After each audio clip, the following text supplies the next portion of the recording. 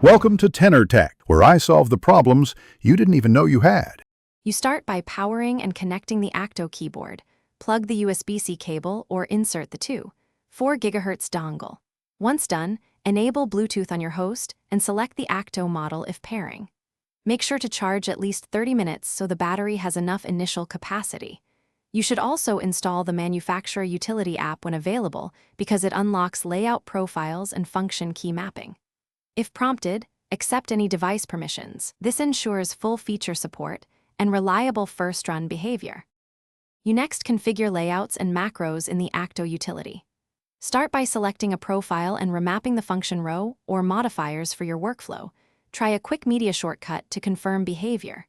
Once confident, create a macro for repetitive typing sequences and record it step by step.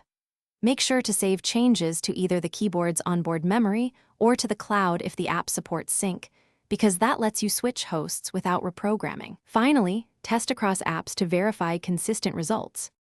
You now move into daily operation and care. Toggle device modes when changing computers, watching LED cues to confirm the active connection.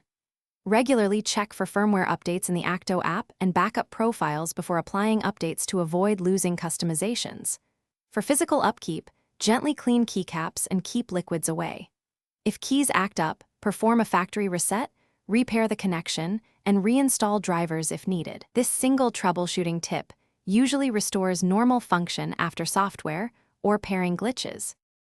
Thanks for watching. Subscribe to keep your life in tune.